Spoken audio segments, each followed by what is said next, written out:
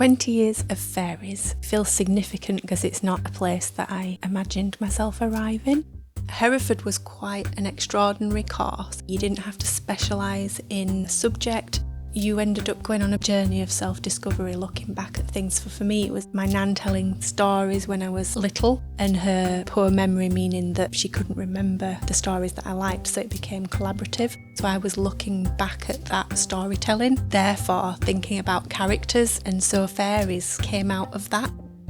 Very quickly, I was fully invested in fairy making, and when I hit upon a book of Victorian gadgetry that was teamed up with the fairies, and I sort of amused myself, I think, with the ideas and got enjoyment out of that. But at no point did I imagine that I'd be still making fairies 20 years on.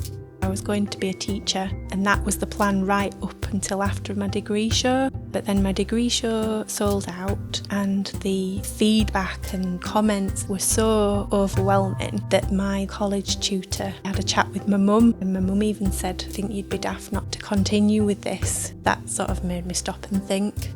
My degree show sales went to buy equipment and lots of metal and materials and things that I needed. My mum at the time was cleaning in an electrical appliance shop, and they actually offered me the back room rent-free for as long as I wanted it. That's where I started working with all the vacuum cleaners waiting for repair.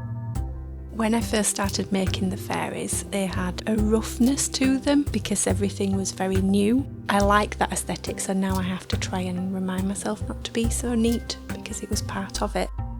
You get the most fulfilment out of the inventions because they're the new element that's introduced every single time. If I can look at it and feel thoroughly amused, then that's a success for me. When they've got a little bit of additional treasure, it's all the more hard to part with them. It's my perceived value. Anyone else would look at that and just think it's a random cohort of colourful junk. The fairy world has evolved quite naturally over the years.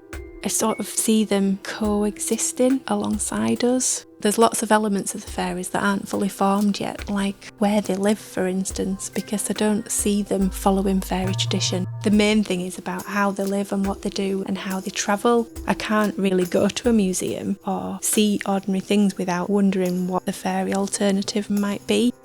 The fairies are duty-bound to fulfil fairy service in all its different guises, whether it be collecting dust, whether it be keeping the flight paths safe and secure and well lit. Those are the things that have captured my imagination. But there is still a lot of that world that's unexplored and questions that are unanswered. It's not the most conventional of careers, and without lovely opportunities, I'd not have had the confidence or the means to go forward and make this happen. Grateful for the opportunities that have taken me on the journey, and grateful for the love that the work receives, mainly because without that, I don't know if you would keep making, because they're not the easiest things to make. They take a lot of determination.